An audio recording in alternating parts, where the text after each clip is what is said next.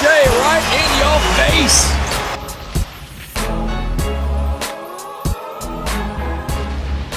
Welcome back to the Faedaway podcast, episode number 28. I'm your host, Fade. I got my boy here, Zaid. Zaid, how you doing, man? Good. How are you, bro? Oh, I'm enjoying the nice weather. Love was in the air this weekend. It Want to give a quick shout out to our boy, Deej. DJ. Congrats, bro. Deej DJ Martina. got locked up, got cuffed up, and now he's in Greece. Lucky guy. Lucky dude. What I would do, actually, to go to Greece, I think. Anything at this point. Yeah. Anything. I haven't gotten my second dose yet, but once I get that, I'm gonna. Have you ever just honestly sat there and been like, "Yo, what if I just moved to Greece and became a barista at the Greek Starbucks and just lived, on the water, just in a shack?" You could do it. If I'm gonna move to Greece, I'm gonna be retired. I'm not trying to work as a barista. PK's already planned it out, but I'm saying it sounds pretty appealing. I'm not gonna lie to you. Only bad part might be the time issue with watching basketball games and keeping up with the NBA. That might be the issue. Keeping up with North American time, I guess. And but it might be worth it to live on the beach, live on the water. Oh man, I would live on a boat if I lived in Greece. On a boat? That's I like that. That's a good idea, actually. Yeah. Hey, let's make your dreams come true one day. Yeah, let's do it. Let's do it. Maybe we'll record from Greece. Actually, hey, as long as it can work from there. What's that? We'll record on a boat. Even better. Even better. Let's get into the nitty gritty. A very jam-packed week of basketball. Three series were done. Yeah. Finished. One series started as well. Plenty of action throughout this week. Game sevens, injuries, historic performances, even a bunch of things. Choke jobs, a bunch of choke jobs, a bunch of things going down. All the drama you could have asked for. Literally, this last week had it all. Mm-hmm. Let's go one by one. Let's start it one by one. Brooklyn and Milwaukee. The series ends in 7 games. Milwaukee winning. The Bucks did it, man. The Bucks did it. The Bucks squeezed out that Game 7 win in overtime. Mm-hmm. A huge win for them. A lot to say about this series, depending on how you look at it, depending on how you want to look at it. I'm gonna let you go ahead and kick off for us. What you thought about the series, what you thought about Brooklyn, and what you thought about Milwaukee. For sure. So, in terms of Brooklyn, we'll get into why I think that this is a choke job. At the end of the day, I think they gave up a 2-0 lead. That's a fact. You had at the point you were up 2-0, you had 5 chances to win 2 games, and you lost 4 games in those 5 chances. So from that standpoint, I think this is a classic choke job. I think that Kevin Durant doesn't catch enough flack. Okay. He had absolutely historic performances, 49-point triple-double. He deserves no flack. 0. He played 48 minutes. He played 53 minutes the one night. He's playing 100% of the minutes. That's tiring, bro. It's definitely tiring. Tough. Off a torn Achilles, the previous season is absolutely, very tough. And it's fantastic. I just don't know why it's necessary. It's really not that necessary. The narrative that they were trying to push, I felt Steve Nash by making him play all these minutes and Harden coming back from a hamstring playing 45 minutes is we have nobody else. That's not true. I think they have a pretty decent team. Now, let's talk about one guy that, I don't want to say I told you so, but Joe Harris. I'm okay with this one, though. Houdini Harris. Yo, this guy's a magician, G. I can't believe. Houdini Harris with the classic disappearing act became Ben Simmons. He went 5 for 27, I think. Yeah. It was. I don't know if it was over the series or over his last 27 attempted threes, but it was 5 for 27. 18% from downtown. He had wide open 3 in overtime in that Game 7. Yeah. Couldn't sink it. So that's tough for sure. But, they have players. And if KD wants to be compared to the best player in the world or wants to be the best player in the world, then he's got to get some flack. LeBron gets flack for losing in the finals. In the finals. Right. This guy lost in the second round. He was up 2-0. Mm-hmm. He lost to a guy who airballed a free throw in the dying minutes of Game 7 in the fourth quarter. He's not losing to that guy necessarily. They had 5 chances to win 2 games, and they ended up losing 4 times. That's unacceptable. You had the series. Kevin Durant, you're a killer. You're an assassin. All you need is one win over your next 2 games when you're up 2-0 and you have a 3-1 lead. And you lose both of them. I'm going to disagree with you heavily on the classic joke job. And I think because from Brooklyn's standpoint, you lose Kyrie in game 4. If I'm not mistaken. You lose I don't Kyrie. think it was, I think it was game 2. Was it that or early? game 3, mid-game 3. Mid-game 3, I think. Mid-game 3 or mid-game 4. You lose Kyrie Irving, who is a focal part of your offense. You didn't have James Harden before that because he was out due to his hamstring injury. So you force back an injured James Harden to come in and play and try to mesh with these guys. And James Harden looked horrible. At times he wasn't doing anything for the team, and that's not because he can't, or that's not because he's not good. It's just his hamstring injury just looked so bad, and it didn't let him do what he usually does on the basketball court. Because he's out of shape. And he's out of shape. You want to add that on to Because he's out of shape. Well, the hamstring injury is still there. Injuries only happen to those guys where I got one last year in softball, like maybe twice. Yeah. But I'm saying, like, you have a hamstring injury and you're also out of shape. You want to add that in. We've both agreed that the duo of Kyrie and KD has looked far better than any other duo of this Nets team. They've played all sort of combinations. KD and James Harden didn't look the greatest. James Harden himself didn't look the greatest. When you talk about giving flack to KD, the last 3 games of the series, he averaged 43 points on 54% shooting.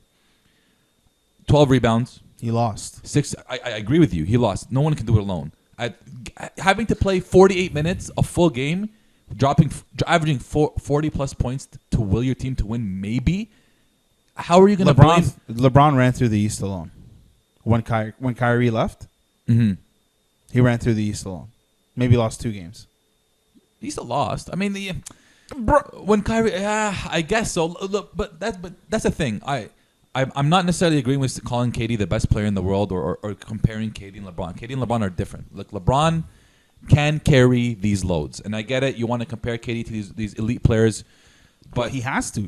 They're talking about him as the best player in the world, in the league. And I don't. He had a 49-point triple-double. They're like, oh.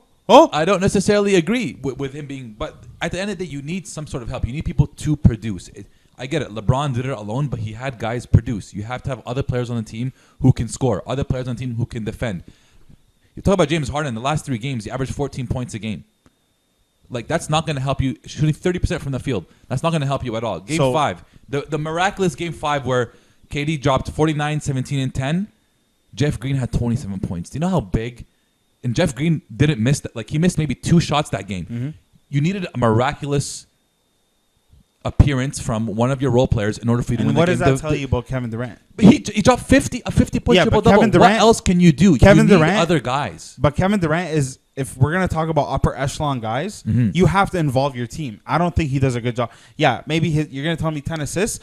James Harden averaged 10 assists in a season, and he dribbled 20 of 24 seconds on the shot clock. You can get assist numbers in many ways. I don't think he does a great job of involving other players. And that's not usually his role. And when you play him 100% of the minutes, you become, as a team, way too dependent on him. How are other guys supposed to have confidence when it's like, yo, just give him the ball and clear every single possession? Well, because number one, nobody else can do anything clearly. Number 2, we know that team has no system. They can't do anything in this style. We know that team has no system. So now I think you look at Steve Nash and say, what did you do this season for your team to be exactly? So you look at the coaching. There was pretty much virtually no coaching done at all. It was all season one-on-one basketball. Give it to Kyrie, give it to James, give it to KD. Let them produce by themselves. KD has never been a playmaking type of player. So for us to sit there and expect, we know he's as a scorer, as a shooter, as a person who as a hooper, upper echelon, top in the world.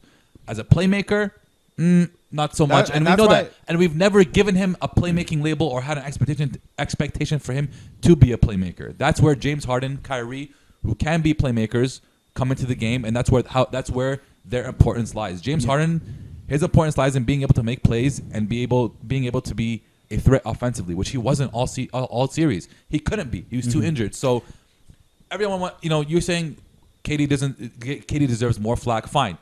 Can he accept more blame? For sure. But if you talk about the pecking order of blame in regards to Brooklyn giving away a 2-0 lead, which, listen, in Game 5, I didn't really expect KD to go out there and carry and Bro, will that team to win. At the end of the day, like we're talking about, they were missing Kyrie. Kyrie left them with a 2-0 cushion. That's what people aren't necessarily even thinking about. You had a 2-0 lead. That's fine. And you couldn't finish off this series against a team that It becomes- coaches to lose. Budenholzer wants to lose. Yeah, I agree. He tries actively to lose. They don't game plan. Drew Holiday was Drew Bledsoe. Yeah. As an Eric Bledsoe. Let's see what his stat line in that last game was abysmal. He was 5 for 23.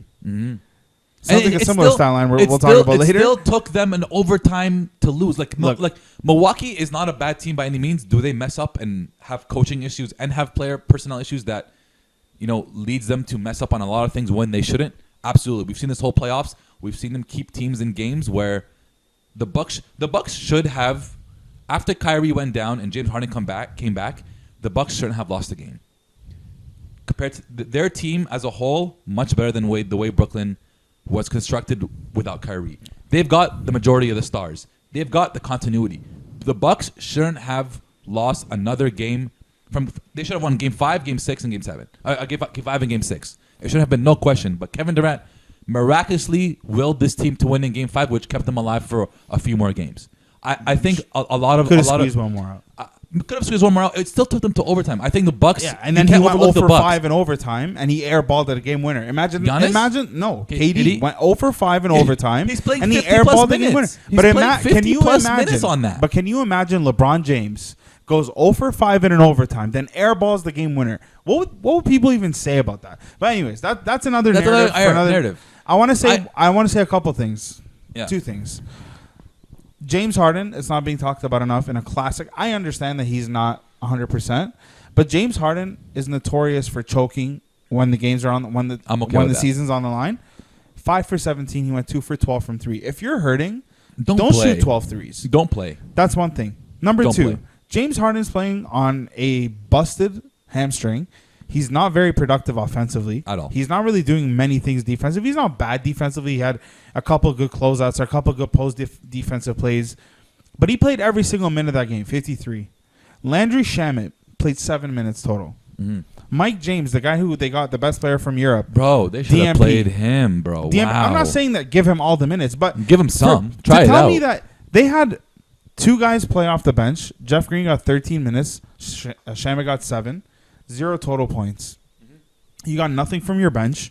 You had 3 starters play over 50 minutes. One had 47, the other had 40.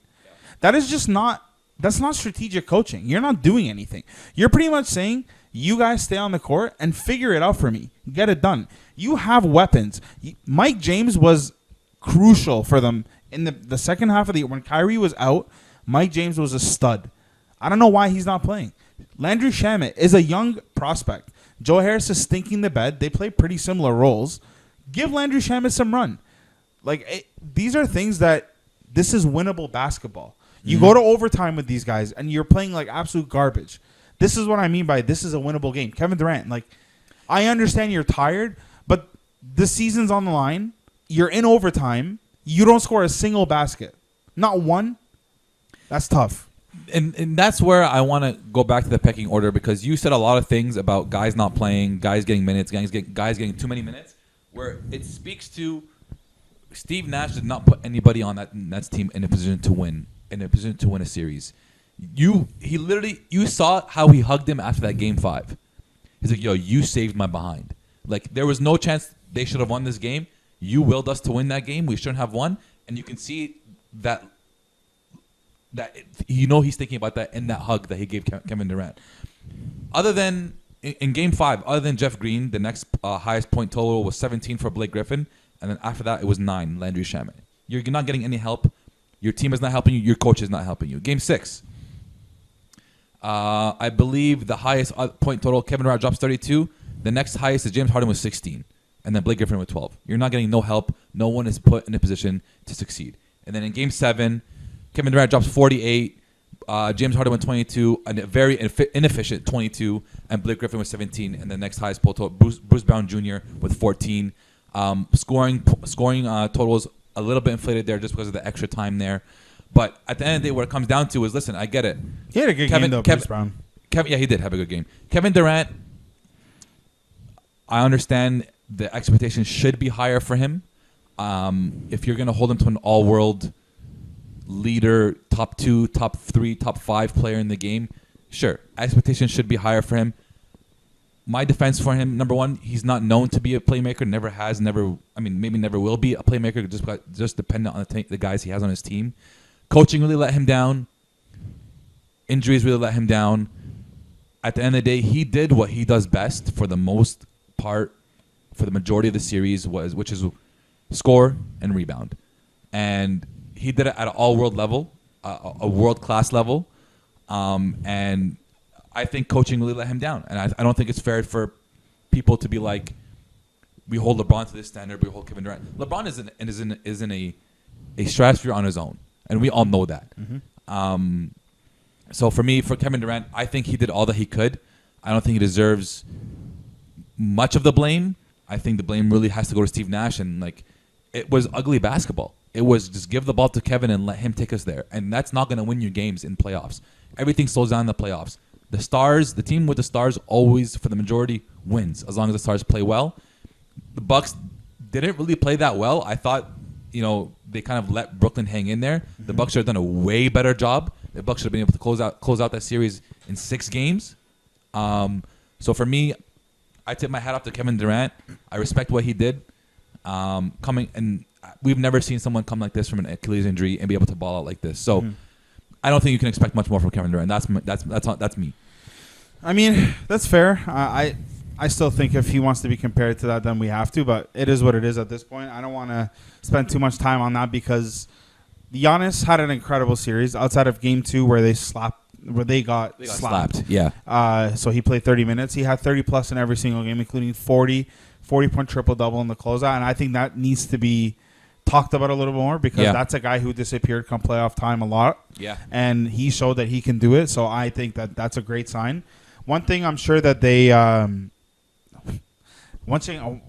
kind of like fretting a little bit. They're worried about is Drew Holiday was a little bit underwhelming. Right. I know that closeout game was not that great, but they're still expecting a little bit more from him. His percentages weren't that great. I'm pulling it up right now, but not the most efficient. I think one game he had like single digits, but 28.6, 25%, 28 again, 10%.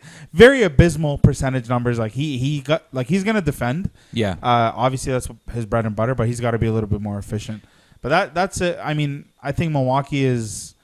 I'm not sold on Milwaukee still. Me neither. I'm not. I mean, you want to talk about? They squeezed it out. You want to talk about the predictions for the next round for Milwaukee? We'll get into. They're playing Philly. They're playing Atlanta. Red hot Atlanta, who surprised everybody so far and has been able to beat some pretty solid teams. I mean, the Knicks, they should have. I could see them beating. You know what? It's not the beating them. It's the way that they beat them. The comebacks. Yeah. The end of game execution. You're watching these first timers and they're so poised and it's like, what is happening? Yeah. So to add on everything you say, for that prediction, I'm not. We'll get into prediction later, but I'm not very confident in the Bucks winning just because they can't seem to really play together. They can't seem to excel together. They make some pretty stupid mistakes to keep teams in the game. Coach, and they don't attack mismatches. They don't attack mismatches. Coaching, I think, like you said, he hates winning. I'm not confident in the Bucks. But let's move on to the next series that closed out in the East. The Sixers and the Atlanta Hawks. The Hawks steal the series in 7 games.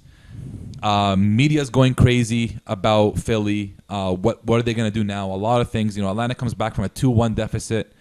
After you said that they would not win another game in this series. I can't believe it. I can't believe they did it. Which honestly they had no business winning another game in that series. Absolutely not. I'll stand by you on that one. What do you take from that series, both Philly and both the Hawks? Obviously the big story right now is about Ben Simmons. The big story is about the coach, even Doc Rivers. Mm-hmm. We know, Trey had a great series. Despite, honestly, I think he could have played better with regards to his shooting from the field. I think if he was more efficient, I would have loved to see what he would have done if he was more efficient. But give me your take on that series and on your take on where the Sixers go from here and Atlanta in the next round as well. Yeah, absolutely.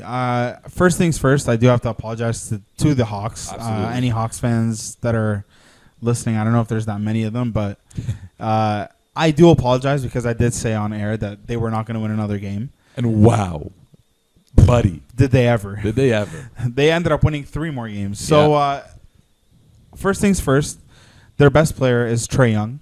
By far. By a mile. They are energized through Trae Young. Trae Young makes things happen.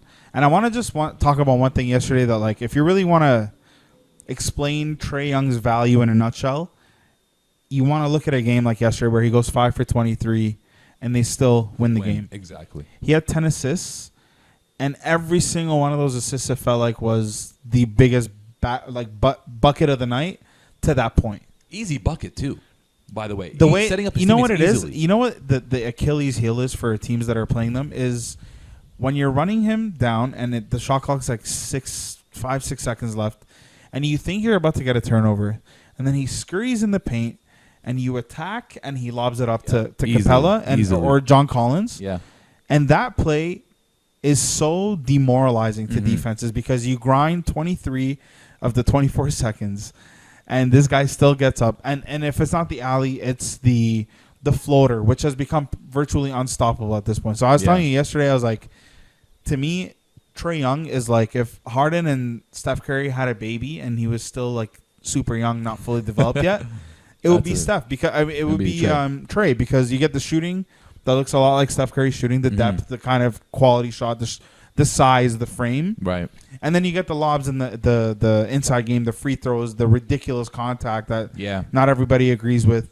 But James does that. But all in all, it's two of the very best offensive players, and he's just a mix of both of them. And I love seeing him embody this villain role. I think he's been rocking it out. And one thing that we've been talking about is their depth as a roster. They have Gallinari give them 17 off the bench. They have Kevin Huerter. The Red Mamba. I'm going to let you talk about Kevin Huerter. Yo, Kevin Huerter. And this is... Listen. Everybody that's in the NBA can play. You know what I mean? You know, they're all hoopers. They're all hoopers. They have skill. If you're in the NBA, you're disgusting. You're the top 500 players in the world at this sport. When we talk about people being scrubs, and we talk about people, role players, whatever, this is all in comparison to the top 500 players in the world. Kevin Huerter by no means is a player that should destroy your team. And he has done nothing yet in his career to come out in a playoff game and destroy your team. Now, this is the problem. As great as Kevin Huerter is, he's a good shooter. He's a smart player. He hit some last-second wild shots during that Game 7 that, without that play, like I don't know if they get over the hump. I don't know if they get past Philly. So he came up big. So killed Seth Curry. And that's the problem that I was gonna get to, is that he killed Seth Curry all game. And I understand Seth Curry by no means is all defense by any means. But why am I still seeing Seth Curry guard Kevin Huerter in the fourth quarter? Why? Because they have a coach who, just like Coach Bud, doesn't like to win series, doesn't like to win games too much.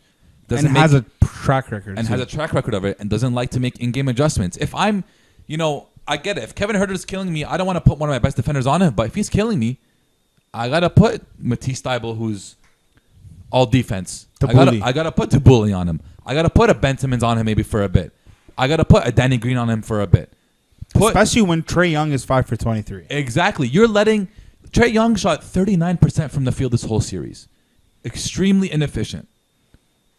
There's no excuse why the Atlanta Hawks should still win this series. Shot 32% from 3. Inefficient shooting all around. I get it. Trae can also impact the game in other ways. His passing has been great. Averaged 11 assists this series. He was great. But when you think about the Hawks, you're like, oh, yeah, Trae Young probably... If you don't watch the series, you'll be like, oh, yeah, okay. Trae Young probably averaged 30 on 50% shooting, 45% shooting from 3. None of that happened. Averaged 29 points a game, but the shooting numbers weren't like that at all. So you're going to let a guy like Kevin Huerter, who's not proven, keep on destroying you, and you're not going to make that adjustment? That is the main issue. Hats off to Kevin Huerter, who took advantage of that mismatch and was able to produce in that mismatch. We thought the Hawks were deep. Now they're even deeper, clearly. But the Sixers have problems, man. Coaching problems. You don't want to get rid of your first-year coach, Doc Rivers, who comes in, chokes away another lead. At what point is it not a coincidence, though? It's not. For Doc Rivers. It's not. Because last year you choked away the games and you gave up double-digit leads. You gave up a 26-point lead at home. Bruh. There's no excuse at this point. That we're here to give the blame out, I guess, today. And we haven't even started talking about Ben Simmons, have we? We will talk about. But at this point, Doc Rivers, it's clear. He makes no adjustments. I haven't seen one adjustment throughout that whole series. In game especially. Does not put anybody in a position to succeed. We thought, and it seemed like he had a great offensive flow between Tobias, who also struggled a little bit shooting wise in this series, but with Tobias, Ben Simmons, and Joel Embiid, we saw in the regular season that it seemed to be a great fit. But when it comes to the playoffs, everything slows down and you get picked apart. Your strategy gets picked apart, and he was not able to recover from that. Tobias was 8 for 24 in Game 7. That's your guy, though. Yeah. You want to talk about my Harris? That's your Harris, and both Harrises did not come through. That's not 14 rebounds, 24 points. No, yeah, he still managed. He still managed to impact the game. But when you have a point guard who cannot shoot the basketball, Tobias Harris becomes a lot more important from a shooting perspective.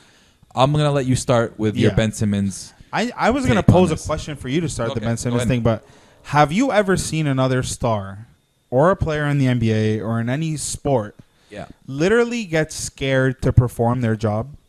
Like afraid of it. Mm-hmm. Not they're bad at it or they're inefficient at it. Like they're just afraid of it. Because Ben Simmons is afraid.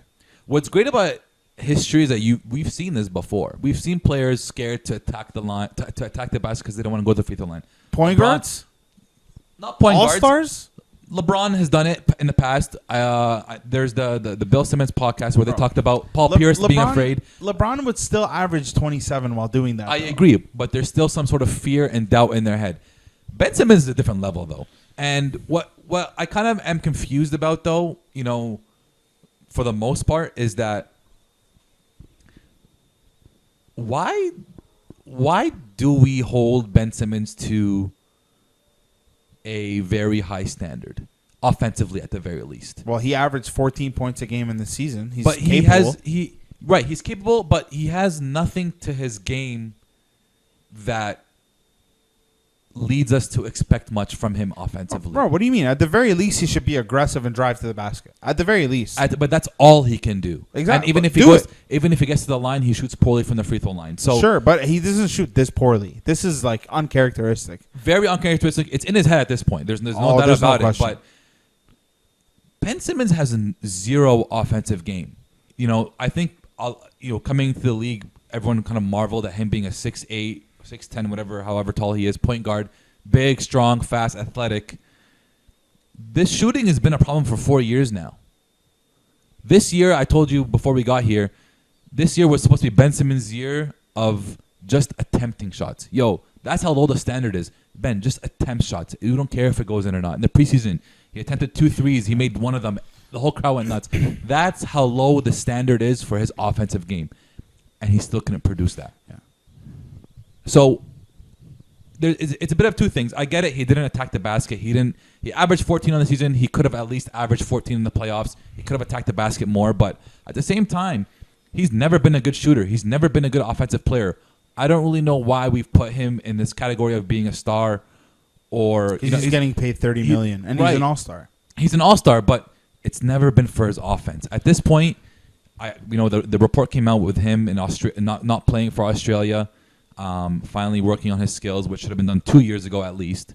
But at this point, it's in his head. If he cannot learn how to shoot, this team will never win with a point guard who cannot shoot. Yeah. To your point about what you mentioned earlier, like Jim Jackson was calling the game, and he was saying like there were a few times where Ben took it to the rim and he missed a layup, missed a turnaround, sky hook. Yeah. Abysmal. And Jim Jackson was like, you know what? You just got to be happy he took the shot. And I That's was like, how low the standard I was like, is. this is a guy making $30 million. This is a guy who was an all-star 5 months ago. Yeah. 3 months ago, whenever it was. And now we're like, oh, you know what? It's okay that you're missing layups. At least you're taking them. That's how bad it's What become. happened to this guy? And that's how bad it's become. He attempted, I think so, Game 7, it was like 4 shots. Game 6, it was 6 shots. Game 5, 14 it was shots 4. in the last 4. In the last 4 games, he took 0 shots in the fourth quarter. He got benched the last 5 minutes of the last 2 games. And you can't have that. Imagine from your your number point 2 guard. option is getting benched in the last game. What? Like, offensively, he's just not there. No. He's not there. He's not even close to being there. He's never really improved offensively. He's just gotten bigger, stronger, faster as his career has gone. Free throw shooting, I think he's gotten worse. He's shot 5% from the free throw line, maybe it was. But when you have that collection of just you can't shoot, you have no mid-range game, you have no post game, zero post game. All you can do is rely on your body to take it to the basket. There's nothing encouraging him to shoot at this point. And he's got to go back to the lab. He's got to put in that work, and he's got to come out next season with some sort of jump shot, with some sort of offensive game added to his repertoire. So they're not going to win. They're not going to go far with a point guard like this. Let's talk about the comments that they made because Doc Rivers was asked if Ben could be the starting guard for a championship team. Yeah. He said, I don't know. And then Joel Wild. Embiid came back because there was a point in time where Ben Simmons gave up a wide open dunk in the fourth quarter and then the sequence of events. But Joel Embiid says, I thought the turning point was when that play essentially, right? So what do you think about like his teammates flaming him like that or like his guys? Number one, Doc Rivers threw him under the bus and took no blame. Doc Rivers should legit be fired for that. Like, that's your star point guard. No matter how bad he performed, if somebody asks you, do you think going forward can be the guy? You have to say yes. Even if you don't believe it, it's your responsibility to make it happen. You're the coach of this team. If he doesn't have it now, you're responsible for him to develop, for him to grow, and for him to improve. So for you to say, I don't know, that shows maybe a lack of confidence, number one, in him. Number two, in your own abilities, because you clearly can't coach this kid to be better. And number three, you have no confidence in the organization. That's a firing worthy answer. How does Ben Simmons as a player report to training camp next year and be like, this is my coach, this is the guy that's going to get me there? It's impossible, man. So that's a horrible answer, man. Look, that's a horrible answer. On the one side, I do think it's a horrible answer. And Kenny Smith brought up a great point in the postgame. He's like, 5 minutes prior to you being asked that question, you were rolling with this guy, and you were of the belief that we were going to win a championship. Yeah. So now you can't come out and you literally cannot come out and say that because it's just not true, unless you never believed in him from the get go. Like there's no you didn't just stop believing him 5 minutes ago. Right. So that was one thing, but on the other side, man, like Ben, you need to hear this. Like sometimes, at this point especially, you need to be told this because. Now you're not even trying to shoot it. You're a detriment to the team. First of all, you're guarding Trae Young, who's averaging 30 points a game. Okay, I mean, you're making him less efficient, but he still had 10 points in the fourth. He's still getting off those assists that are killing everyone, killing the momentum, killing everything that you do defensively. You're not shooting. You're sitting on the court. Like, you're a detriment to the team at this. You need to hear this. So I don't think that... How do you hear that, though? Do you hear it like that? Oh, it doesn't matter. It does for sure. You stopped playing, bro. You gave up on your team. It does for sure matter. Because you're already hearing it from the media. Bro, you're going to hear it. The other guy is playing with a torn meniscus. He's a center, and he's averaging 30 points a game. You cannot hear it publicly like that from your coach. Yeah, it sucks. Because that's the cherry on top of the cake. The media's after you. Joel Embiid. I'm not disagreeing with what Joel Embiid said, that it was the turning point of the game. Do I care if he says it publicly? Not really. Whatever. But your coach, that's the dude that's responsible for you. And as a coach, like it's almost like that's your son. You know, that's your child. Those are your players. You know what I mean? You got to look after. You got to cover those guys as much as you can.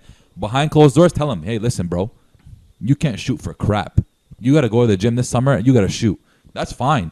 Publicly, not a big fan of it, especially when the coach... they put him on the spot. Especially when the coach hasn't done anything to make this team successful in the playoffs. That one was a little crazy. So, you need to look at yourself in the mirror. We've come on talked about how Nick Nurse has been loud and has been wrong for criticizing guys like Norman Powell, guys like Freddie or whoever in the media. Why They didn't do this though. They didn't do this, but That's historic. It's still your player, man. It's still your guy. That's still the guy you got to roll with. You can't be doing that publicly. And your team has championship Nick expectations. Nurse bashed Norm after he had 35, being like, "Yeah, don't worry, he's still not that great." He's like, "Bro." But regardless, it doesn't matter. Like, it's still your guy. This is the guy you're rolling to win a championship with. If you don't believe that, then either number one, trade him in the offseason, or you leave your job. Well, let's talk. Well, he has no trade market, unfortunately. Who wants him at this point? No. Listen. You know what? You can take him and teach him how to shoot. I think it's still a possibility to teach him how to shoot. Or build a team around him where he doesn't need to shoot. He could just drive and kick. At this point, man, I don't think as a point guard and as a starting point guard, he needs to be a free throw shooter. You have to be at least some sort of shooter. It doesn't have to be a 3-point shooter. Mid-range, post-game, free throws are very key. But no team in this league will win without a point guard that cannot shoot. Doesn't care. I don't care if they're pass first or not. If that point guard cannot shoot and is not a threat offensively, that team will not win. And we've seen that in the last 10 years, last 15 years. Every team has had a point guard who is a threat offensively. So you can't do it. You have to teach them how to shoot. You have to. It's been. I don't know how it took you 4 years to realize. Sixers came out with a report this morning saying they're committed to teaching him how to shoot or whatever. It took you 4 years to do that. It took the whole first year off, brother. Brett Brown. That's the only excuse. He didn't know how to do. Organization-wise, fine, but teach him how to friggin' shoot and let's see what he comes back with next year. Yeah, we'll see. Let's move on to the West. The Clippers had a eventful week, man. They lost Kawhi Leonard, so he sprained his ACL. He's pretty much sprained for now. Pretty much out for the conference final. And that doesn't seem to be an issue. Problem. Given that series. I know that they ended up losing game 1, but in that series against Utah, they closed them out. And I want to say, Paul George, playoff P is in full effect. He deserves some flowers, man. 100% He's redeeming himself. Game from last 5 year. without Kawhi, he had 37 points and 16 rebounds. Yep. And then in the closeout game, he went and had, where is it here? 28 points, 29 and 7. 28, 9, and 7. He deserves it, man. In the closeout game. He had great games. So that's one thing I want to say. He had a great series. He was very efficient, scored a lot. He's playing well. Before we move on from that point, though, he looks better without Kawhi. I don't know if this is a chemistry issue. It's tough to play with two dominant wings. It's very difficult to play with two dominant wings. I don't know, man. Even with Kawhi, he was playing all right. All right, but he wasn't excelling like this. Obviously, maybe he has to carry more. There's more on his shoulders when you're the only guy. But he just looks so much more comfortable because he can just go out there and hoop and do whatever he wants and do his thing. So I will pose that as a question mark maybe to keep watching it for that. Let's just see how he does without Kawhi because he looks great. He looks like Paul George of old, so smooth, a killer offensively, gets to the line whenever he wants, so smart. So he's definitely redeeming himself. He redeemed himself that series, and he's been playing well. Another guy. Were you gonna say something? No, go ahead. Another guy, Reggie Jackson. I want to talk about him. So Reggie Jackson, Game 5 without Kawhi, 22 points, shot 8 for 15, closeout game, 27 points, 10 assists. So happy. 10 for 16 from the field. This is great. It carried over, I think, into Game 1 of the conference final. But those last two games, that series for Reggie Jackson, wow. Where did that come from? Listen, you made fun of me last year for when I said the Clippers picked up Reggie Jackson from Detroit off the buyout late last season. And he can't play, he can't whatever, he's washed or whatever it may be. I don't know what it was. He was, though. Guys just don't lose it like that. It's been a year. You think he improved this much in a year like this? Why not? Part of it, he could play like this. We saw shades of this in OKC, and we knew he could play. We knew he could be a starting guard on a team, maybe not a championship team, but on a pretty solid team. He's always hooped like this. It just, I think, opportunities. Sometimes the stars align and things just work out. It seemed like whenever they needed a big bucket, he was the one to hit that big bucket for them. Big layups. Rudy Gobert was trash. Was defensive player of the year. My booty cheeks, bro. Reggie was taking right at him, and Rudy did not stand a chance. And it was so nice to watch. He's been really solid, and that's what you can. That's what they wanted from him when he came on last year. Yeah. All I have to say about Rudy Gobert is, wow. If you are a player that a team can game plan against and take you completely out of a game, you should never even sniff $200 million. I'm not saying he doesn't deserve money, that he should be broke. No. Is he overpaid? 1,000,000%. Absolutely, yes. Is he overrated? 1,000,000%. Yeah. This guy in the closeout game was a team worst -24. How many blocks did he have in the last few games? So he I don't had think he had zero any. blocks in the closeout game, and he had 0 blocks in game 5. So now you're getting 0 blocks in both games. You're really not defending anybody because, and this is something that we need to give credit to, is Ty Lue. He did a great job of taking him out of the paint. Ty Lue, A great job. I have been outspoken Everybody. on slamming Ty Lue, as in I never thought he was a legitimate coach. Yeah. And he not only is the most winningest in terms of game 7s. I think he's got 10-1 record in game 7s. Wow. He is an incredible adjustments guy. He is. He's much better than That Doc is Rivers. that is something. And last year when Doc Rivers left, they said, "Well, Paul George better not get too excited because this is my assistant is On going to the be the bench, same yeah. thing." Look at that, man.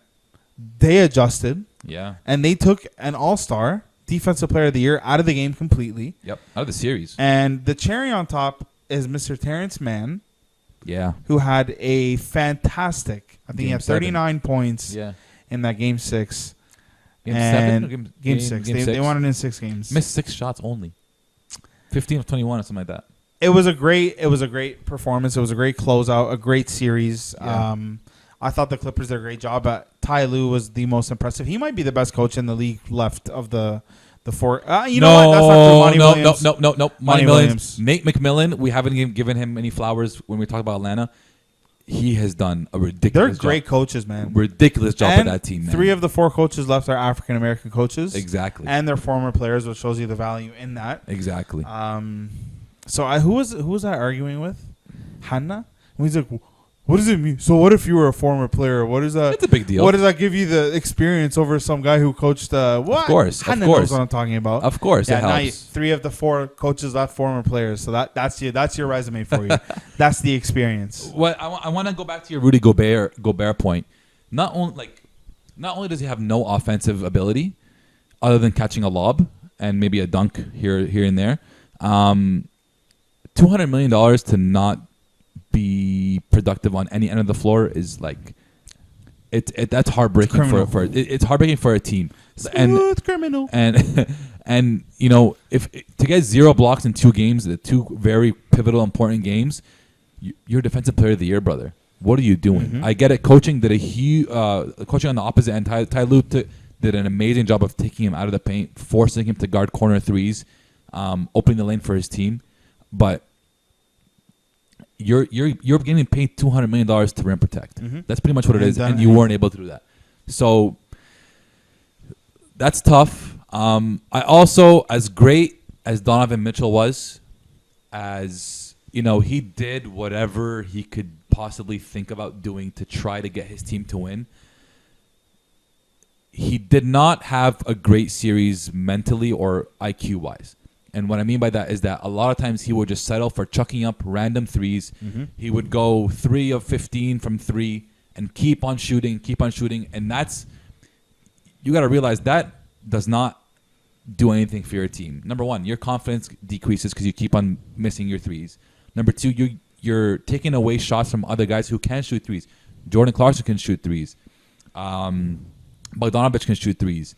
Joe Ingles can shoot threes. Royce can shoot threes. They've got guys who can shoot threes. Instead, you're taking the ball up yourself and chucking up these wild threes. And they're not even close. They're hitting backboard and out.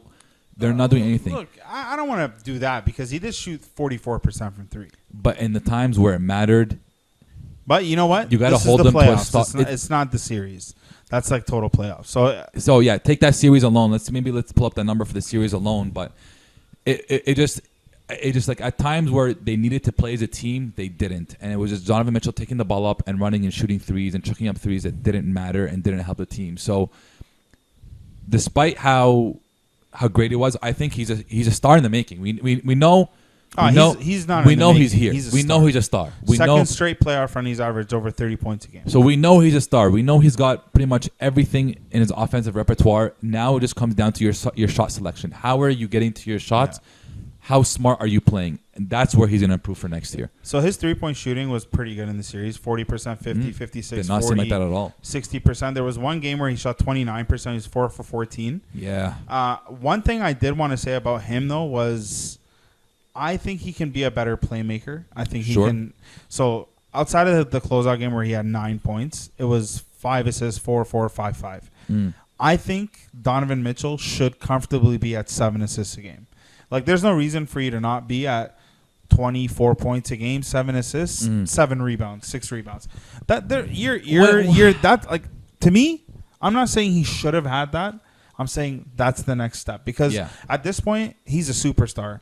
We know you can score 30 points a game. Yeah. We know you can. You're unguardable. You're athletic. You're smart. He's D Wade. He's a reincarnation of D Wade. He's a great player, but I think at this point, the playmaking aspect needs to get a little bit better. Involve your teammates a little bit more instead of, like you said, shooting those crazy threes. It's like you do so many great things, and then you come down and you shoot this wild three, and it's such, like, every possession matters. It's a pivotal moment. Exactly. The playoffs, you can't afford one of those possessions, especially at the end of the game. So that is the next thing, the IQ for sure, like you said. And I think if he can get that up to 7 assists a game, beauty. Who knows where they where can it's go. not like and 7 assists. I don't mean like 4, 4, 4, 4, 9.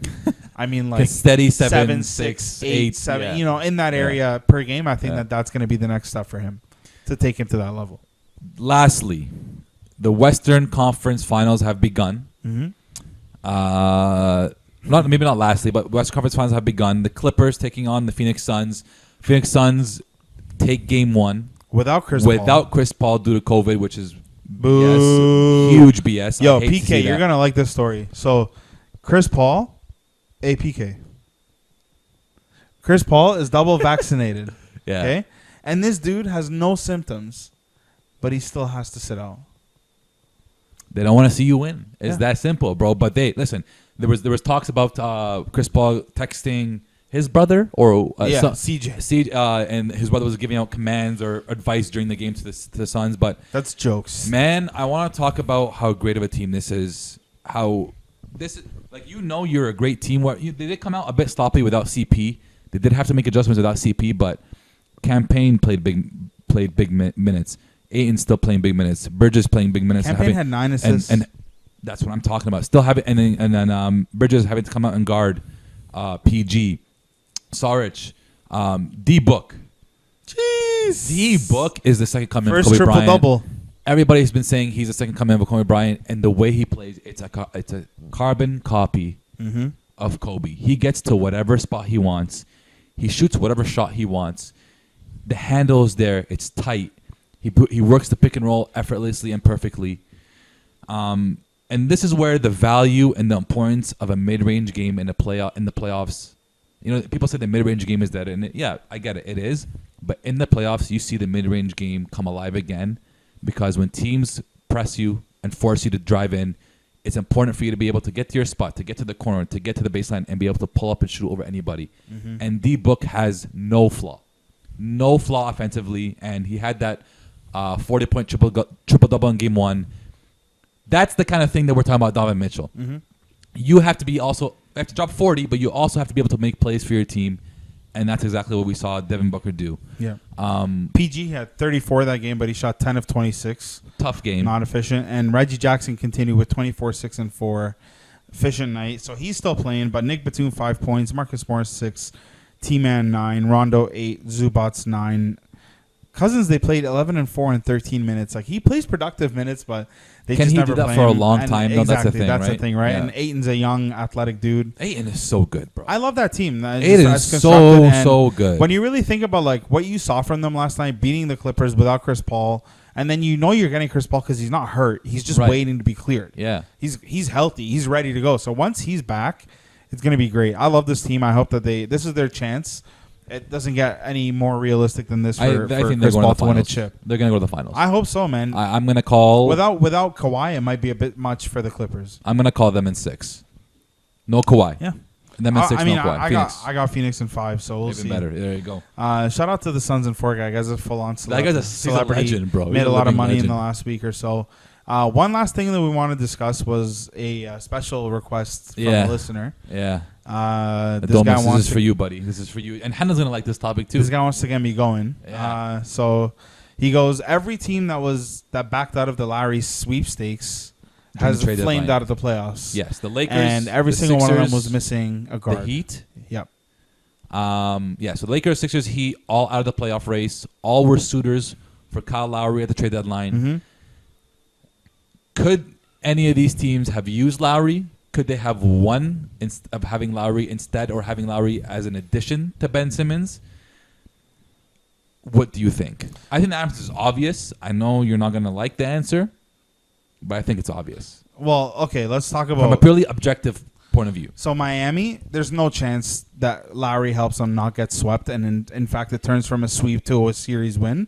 You're out of your mind if you think Lowry is the key factor to change I agree with that one. what I'll take happened that in one. Miami. So I don't even want to hear that one. Yeah. Philly, do I think that Lowry would have done anything different to Yes. defend Trae Young? Not about defend.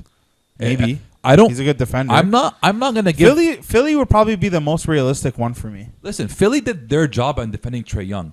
If you're going to make him get inefficient 30-point games, that's what. Like, But that's what he is That's what it's inefficient. about. But that's what it's about. That's his game, though. In the He's pla- not in- efficient. In the playoffs, the guys, stars, shouldn't be shut down. They should just be slowed down. But he played the same, though. He's you add inefficient regardless. somebody like Kyle Lowry who can shoot, who can make defensive plays as well. But that's the who thing, can though. spread the floor. He can't shoot in the playoffs. People forget. People forget. Lowry was a playoff struggler. Nobody can shoot worse than Ben Simmons. But he doesn't shoot. Exactly. So you can't get worse than that, and You still, can if you're and you still- inefficient. and you still took the Atlanta Hawks to the maximum, to the 7 games. How many games did Lowry have a goose egg? 0 points. Too many. You think? Yeah. Too many? Too many. I remember 2 off the top. Too many. I don't know, I man. think it makes a difference. I think it makes a huge difference because they were playing 4-on-5 offensively. I think if Philly had Danny Green because he was out for injury, it would have been fine. I don't think it had, and I don't think You're it gonna- would you're have gonna had take Danny anything to do Green? with Kyle Lowry. Would they have a lot of guards already? Tyrese Maxey played a great game. Like, he's not a bad player. Well, I don't know what Lowry would have done different. Just being available to shoot. That's literally all they needed. A So guard Ben who was Simmons, available. Would Ben Simmons come off the bench, or would he play the 2, or like how would that work? Yeah, I hope they trade away Ben Simmons at this point. They need Ben Simmons because Lowry can play off the ball. Lowry has done that with Freddie many times this season, many times in the past. That's a very clutch thing. What? Kyle Lowry has played 13 games with exactly 0 points. Is that the playoffs only? It sounds like career. Career-wise. Okay, career-wise. PK Whatever. sent that in the chat.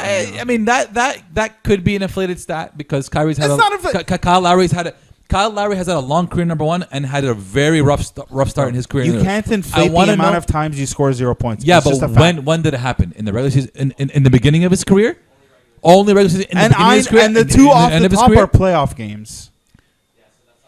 So, Listen, bro, come on. I do think it makes a difference. I do think if the Sixers had Kyle Lowry, they do win that series. Maybe. They took them to 7 without They don't win a chip. though. without a shooting. They don't win a chip. I don't think they win a chip. I think they definitely get past Atlanta, maybe in 6, I guess. But because the Sixers had no business throwing away that series.